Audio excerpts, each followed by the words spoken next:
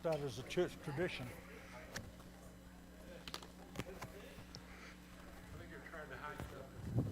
Good evening. Can you hear that all right?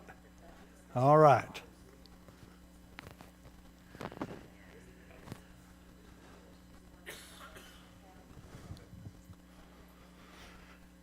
All right. Someone found this diamond necklace. I tell them, man, if you want to leave sunglasses, leave decent one, not Walmart. But it looks like a kid's maybe a diamond necklace.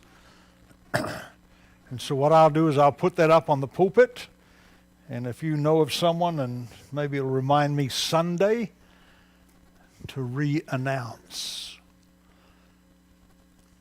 All right, Joy Bailey's funeral will be a private family funeral down here at the Farmington Cemetery Friday at 10 o'clock. So keep her in your prayers. Also, we've got the family encampment starting Friday night through Sunday. If you're able to make it, it'll be a great time.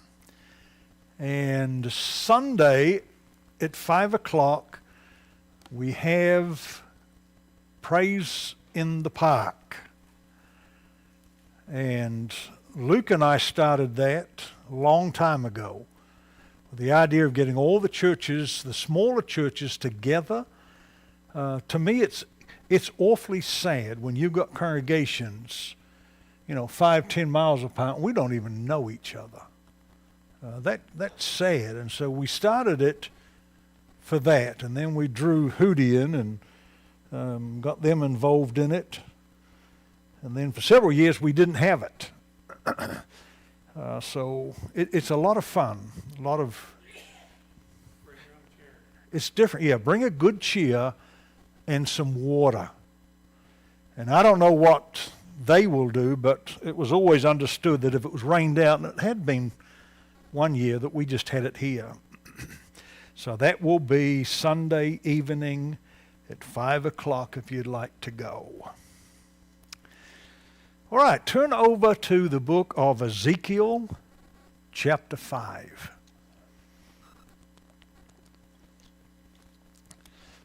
This is going to be the last symbol in what we started in chapter 1. And the symbolic acts are for what reason? To what? To hide something. Something in there I have a hard time finding. Okay.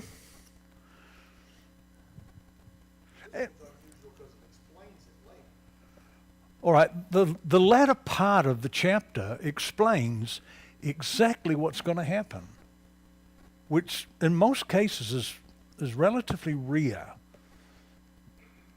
Are we on? Hooey? That's your job. Make sure we're on, that we sound good and I look good. Some of the folks that work the booth, they have the singing and everything, and when I get up to preach, I'm this small. And I said, man, get it up there. Get me on the screen. Get the announcements on the screen for people watching. So you say it's to hide things, and it may well, for modern America. All right, let me do this. Both of them can take a joke.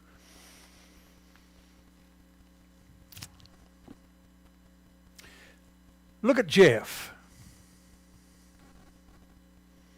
Take a good look at Jeff.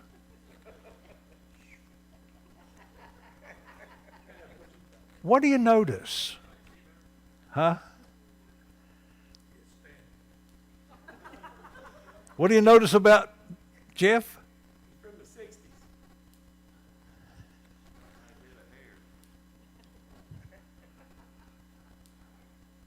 Anyone else? What do you notice? And it can be a duplicate. Spent too much time in the sun today. His face is all red. All right. His face is red, so he's been in the sun.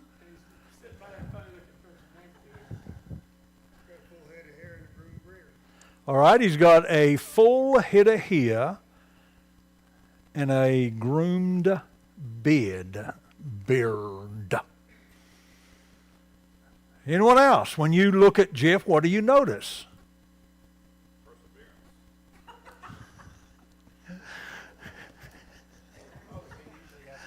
What do you notice? All right. Do this. Look at Ed. What do you notice? I can't see him, the light's blinding. I think that's a southern way of saying slick. A solar panel. What do you notice about Ed?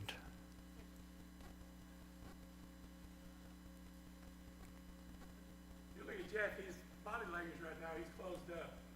Arms crossed, legs crossed. He's kind of the opposite.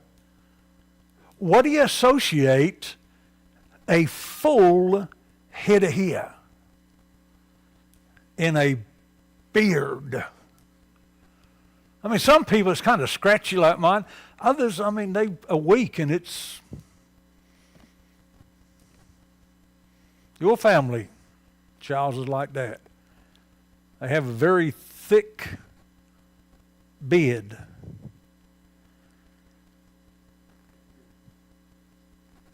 And so, Jeff is what Ezekiel would look like.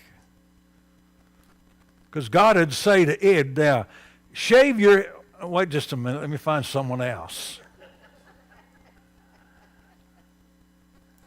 A full head of hair and a healthy beard was a sign of richness of life.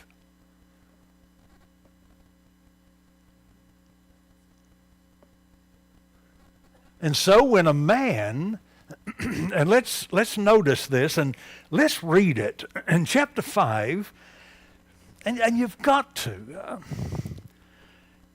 Yeah, God, I understand why you're asking me to do this. You notice that for the bit, they just do it. God says, do this, and they do it. But there in the book of Ezekiel, and this is the last of the signs, the symbolic acts, and you, O Son of Man reserved for Ezekiel, you, fully human you're not divine, you're earthly. Take a sharp sword, use it as the barber's razor, and pass it over your head and your beard, and then take balances for weighing the divine, and divide the hair. A third part shall be burned in the fire in the midst of the city. And notice where these things take place, not just what's happening. And so a third of it was to be burned in a fire in the midst of the city. And when the days of siege are completed, the days of, you remember him laying on his side? When the days of the siege are completed, and a third part you shall take and strike it with a sword all over the city, and a third part you shall scatter in the wind, and I will unsheathe of the sword after them. And so what's taking place here with the shaving of the hair? I want you to notice that he is commanded simply to do it. I want you to notice here, the same thing is told in Isaiah 15 verse 2 for about the same reason. But there are several things that we need to realize about it. One, you shave your head if you are in mourning. This was a sign. But now you also remember that the Pharisees did things, and I've told you this before, and please do not use this passage for saying the Bible teaches you shouldn't have a tattoo. you are doing it an injustice. The tattoo there simply has to do with the cutting. And so what they would do is you would go to a funeral and you would mourn and you'd go on your way. But if you really want to be noticed as someone who was mourning, you would cut yourself.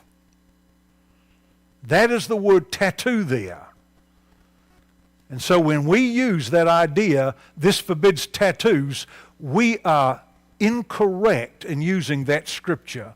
We use it because we don't like tattoos, and there's not another scripture that says it.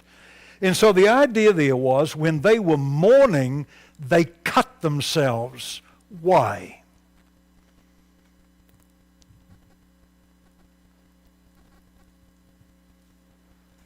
John dealt with this in the Pharisees. Go ahead, Greg. Is there a significance of why he says a sword like a barber? Why not just use the barber's razor? I mean, is there a significance there? They may not have had barber's razors. I'm just joking. He talks about using the sword later. Later and chopping up the hair. Yeah, Probably yeah, Maybe that's symbolic of that or something. yeah. I don't know. It didn't cross my mind. That's usually how I shave. Well, Donna chases me until she catches me, and The baldness, depending on, the baldness was an outward appearance thing, because it was very noticeable. As we talk about the Nazarite vow, and there was a haircutting there. We talk about, there was a point where somebody was making fun, laughing at an old bald-headed prophet. So it was an outward appearance that was, they jeered him. But then back in Leviticus it says, they shall not make baldness on their head, neither shall they shave off the corner of their beard or make any cuttings in their flesh. So there were, so that would have been something that would have been shocking to someone, because you're not supposed to. So if you do, there has to be a reason. And then so it would have been a noticeable, an outward appearance of something going on, I would think. And by the way, Eddie, I'm not joking, because if I did, you'd send she-bears after me. When they called him Old Baldy. All right, when they were mourning, it'd be like if Jeff came in with his head shaved. The first thing we would ask him is what? What's wrong? You may make an assumption he's got cancer. And they've shaved his head to do something. But as a sign of mourning, they would shave their head. The cutting that I was talking about, why did they do that? It was to be seen publicly. And that's why it was forbidden. Why did they go up and pray there? And what was their thinking with the others that came up and prayed? Thank God I'm not like you. It was public. It was humiliating. It was self-serving. And God said this one went away justified rather than the others.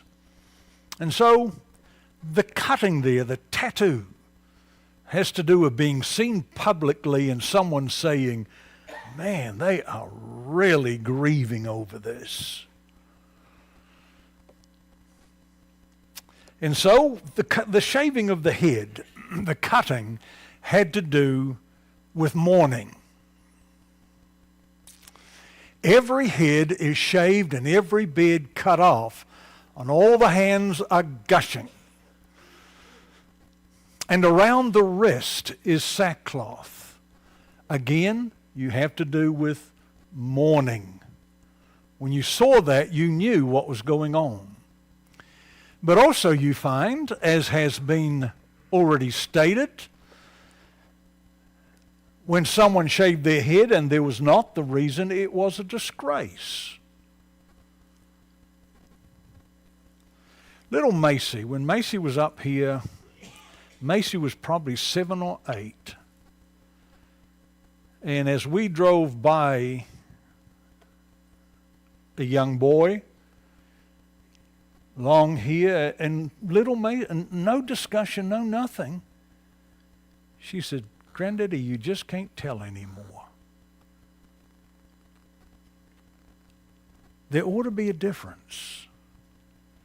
And so here's what we find. We find that it was a disgrace for a man to shave his beard.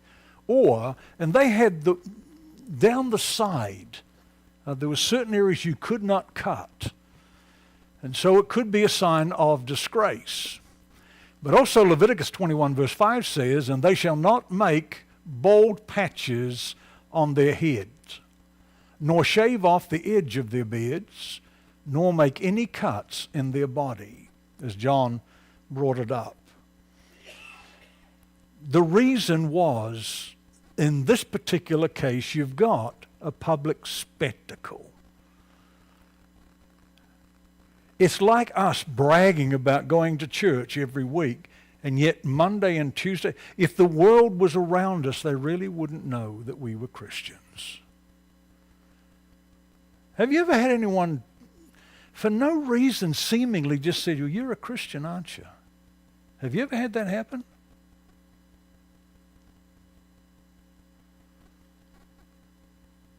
Now, I don't know what makes them say that, but I was dressed up once at the Baptist East Hospital in Birmingham. I went up there to make some visits, and 3 people, while I was standing beside the elevator, said, "You're a preacher, aren't you?" I was not in a suit and tie. I left my halo at home. What makes people say that?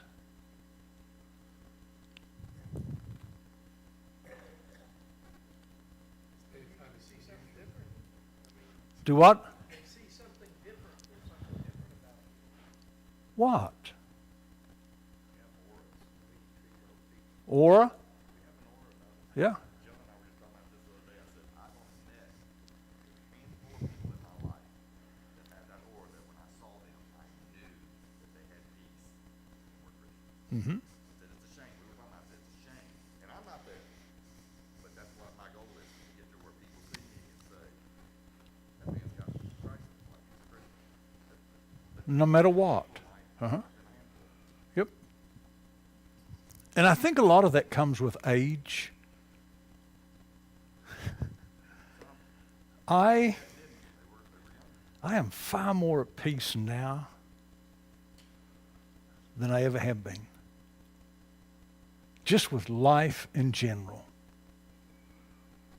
A lot of times, someone will say something and say, "That's not my business." It's stay out of people's business. Live your own life. Live it for the Lord. But be a servant. Too many people want to be leaders, but they don't want to be servants.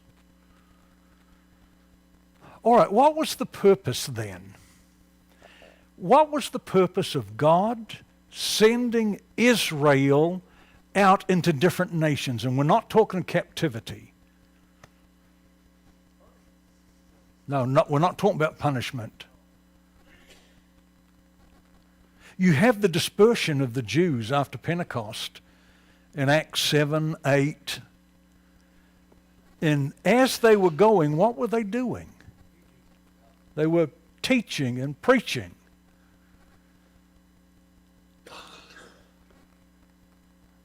Why did God send the Jews out?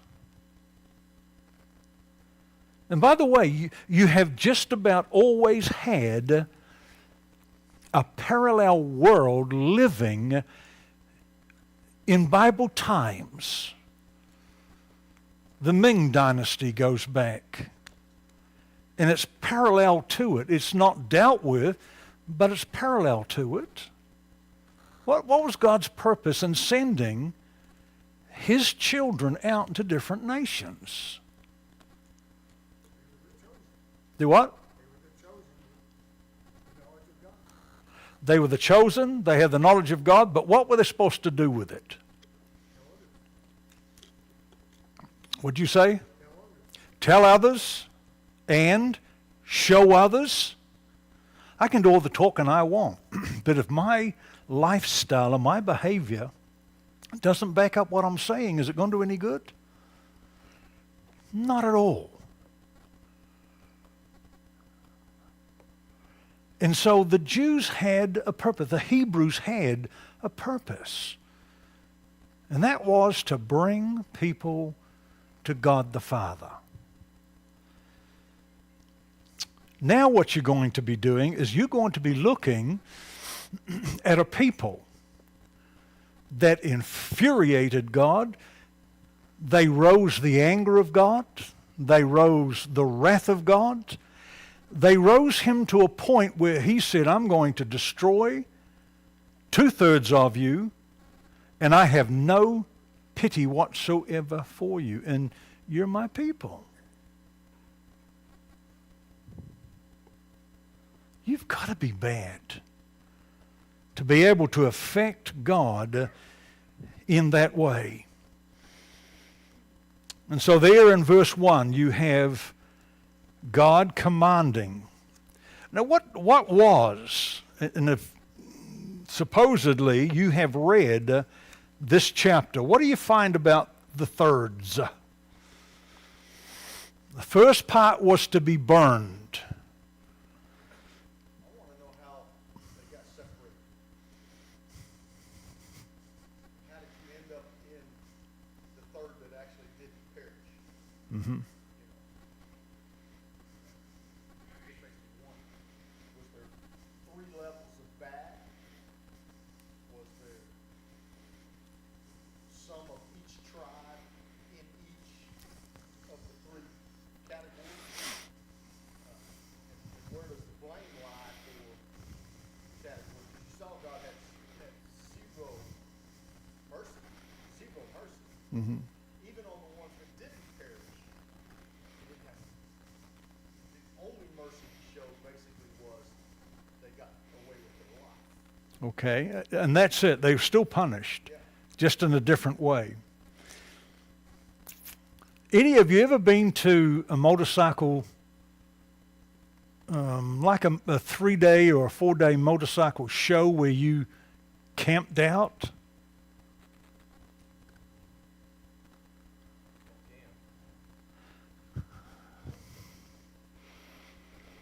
With a camper. I would take Joshua and we would go up to Dahlonega, Georgia, to the Greater Atlanta British Motorcycle Association. And you could just kind of drive into the open area, and most of the camping there was tent camping, and you could just look and see, I don't need to be there. I don't need to be there. That's where I need to be over there. And that's basically how I gauged, I was responsible for mentoring my son. And even though you have those groups there, they was good people, they just misbehaved. Does that make sense?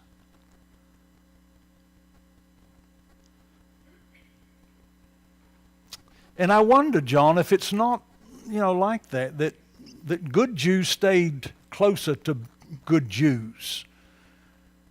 There's no reason for the division.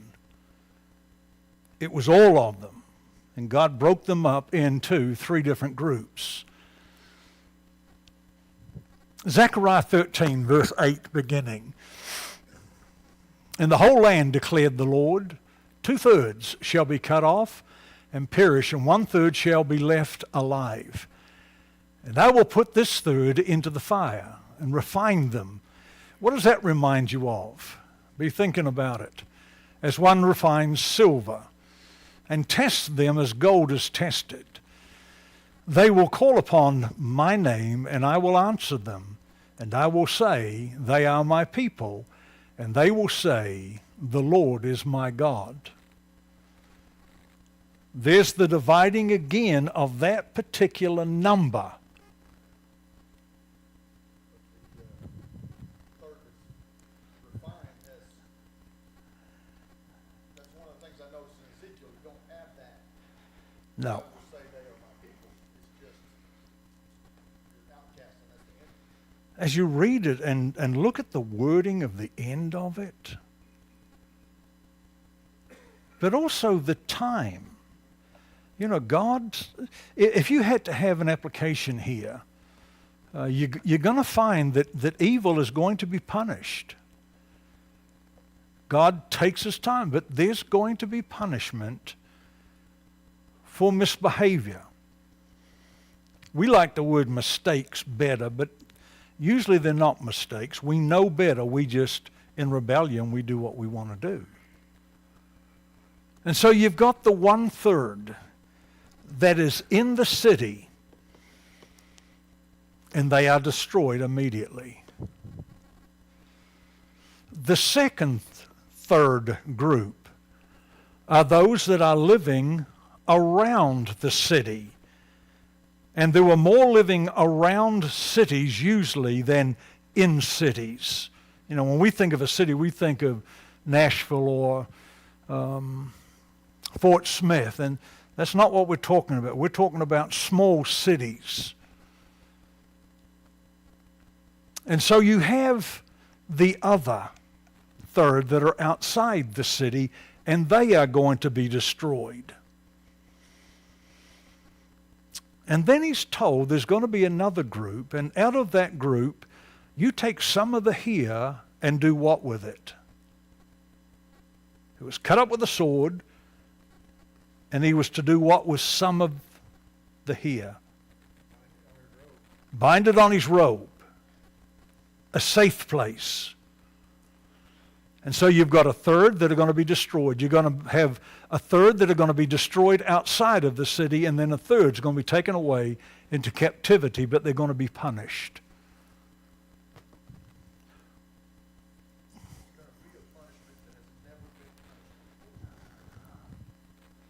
Now, when do you find language like that? Out in the margin of your Bible, you may want to write Matthew 24. And I had a gentleman in my office today, and he would say, now this is what I believe about, and he was just all over the place. But tell me if I'm wrong. And I'd sit and I'd listen to what he had to say. I'd say, you're wrong. And he said, well, I like learning. Tell me why I'm wrong. And I'd tell him why he was wrong. He came to this idea that there's going to be 1,000 years and then 7 years and 3.5 years during the tribulation. Talked about, there's going to be some driving along in their automobiles, and hopefully it's the passenger, not the driver's taken away and called away. And he went on and on about that, and I said, that's not the case. Another one, he went back, he says, with the Lord, 1,000 years as if it's a what? And a day as if a...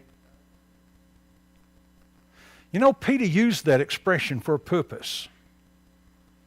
Members at Farmington have heard for the last 60 years, if the Lord comes back today, you better be ready. And you've taken it for granted.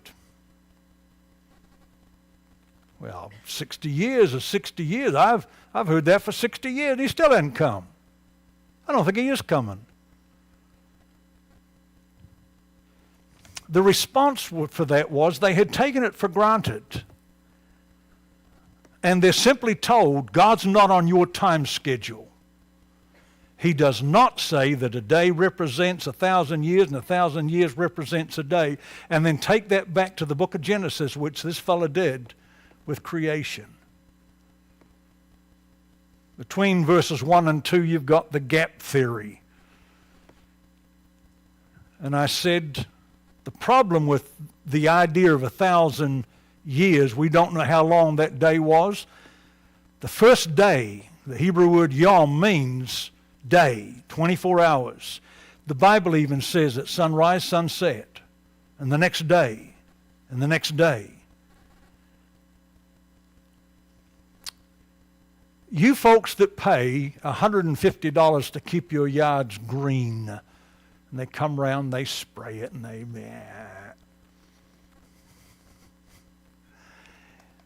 I hear my two neighbors complain. and they complain to the man who comes out there to spray their grass, do whatever it does so it stays green. And we haven't had rain for 3 months. It's been 200 degrees, and they're blaming that man because their yard's not green. That's an easy solution. Turn the water on, take your billfold out, take it up here to Prairie Grove Water Department, and spend several $100s a month with your water bill.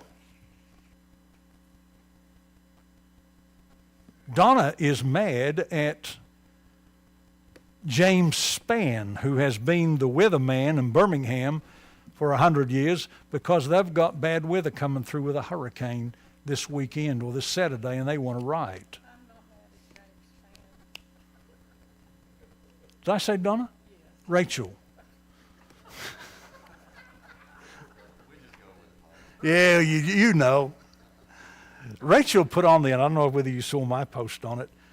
They were in church Sunday and they were singing, and Macy reached over to Rachel and said, I hear Granny Donna in your voice. And Rachel responded, either I'm getting better with age and Mama's getting worse with age. She said, but my singing, have you ever stepped on a cat's tail? So Rachel is mad at him. And so what you have here is you have this group that no matter how long you may think,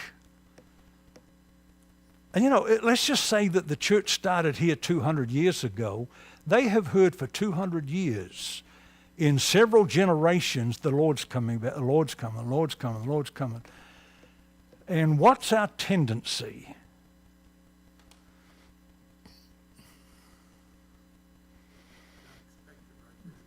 Do what? Not expected right away. All right. Now, you don't pay your taxes. You may not hear from the government for 5 years. You started off owing them $5,000, now you owe them $50,000. Let me tell you something about the IRS. You don't pay your taxes, you can forget what you originally owned.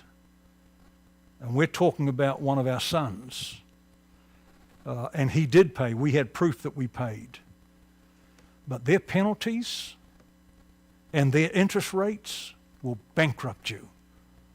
And that's what they're after. And so with Ezekiel, these people, I want you to notice with this, these people, everything that they had done, there in verses 5 through 17, and this is what John was talking about. There's actually an explanation. This is why I'm doing what I'm doing. To seize spoil and carry off plunder, to turn your hands against the waste places that are now inhabited. And the people were gathered from the nations and have acquired livestock and goods. Who dwells at the center of the earth? This was their ego trip. They believed that they were actually the very center of the world, envied by everybody. And that gave them a certain attitude. And if we're not careful as the church, we have the same attitude. People say, well, you think Church of Christ is the only one's going to heaven. I say, well, I don't think half of us are going. And brethren, it's a joke. But in the 10 virgins, how many were saved? 5 of them. We don't know how many are saved. John says that he looked up and he saw a number that no man could number. Peter talks about that there was an abundance of people that no one could number. But their arrogance was that they were the very center of everything. And they became very arrogant. They became very rude. They were rebellious against God. The question that I have, if there's an application here in chapter 5, when they went through this and they realized, and God said, I'm behind it. Folks are going to know that I'm behind it. What is the world that we live in, our neighborhood, who we work with, our community? What do they think of us? Are we any better than the community that we live in? Are we making a difference in them, or are they making a difference in us?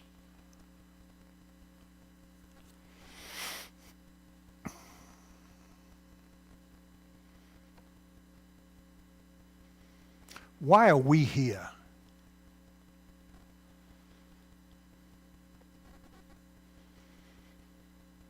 I told you before, I held a gospel meeting in Georgia. And I held several of them just around the same place in Zebulon. I could not find the church. We didn't have GPS back then. And I stopped and I asked a filling station, where is the Zebulon Church of Christ? And we don't know. It was about 2 blocks away. Do your neighbors even know who you are? Do they know that you're Christians?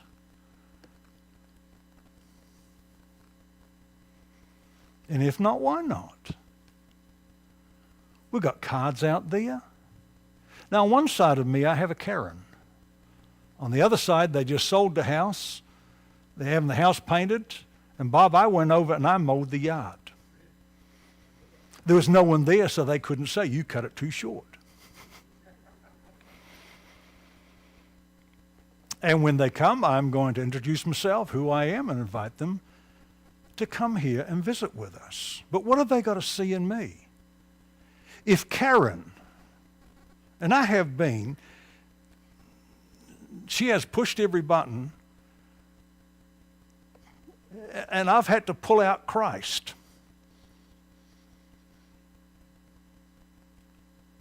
Because she knows who I am. And so if I react like the world, what hope is there of doing anything with her?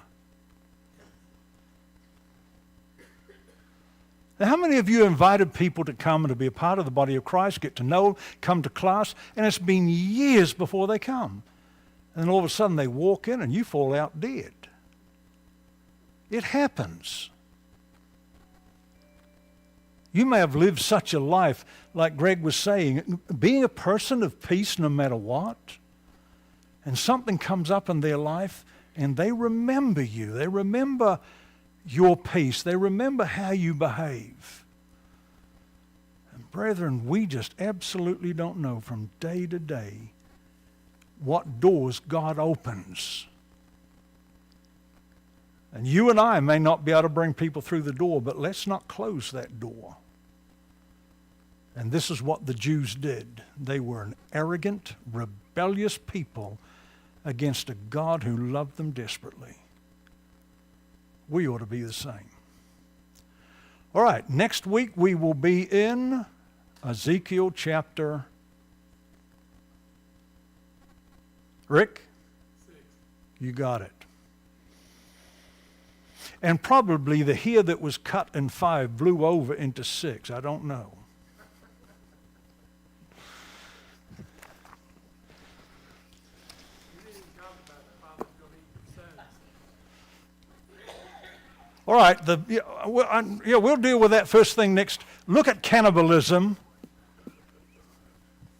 It happened. And fathers ate their children. Why? But I can tell you right now, there are a tribe of people that if a male is born, they throw it into the river and kill it today because they can't get a dowry for it. In other words, children, it's a matter of money. If you can't get a dowry and you've got to keep them up, you don't want them.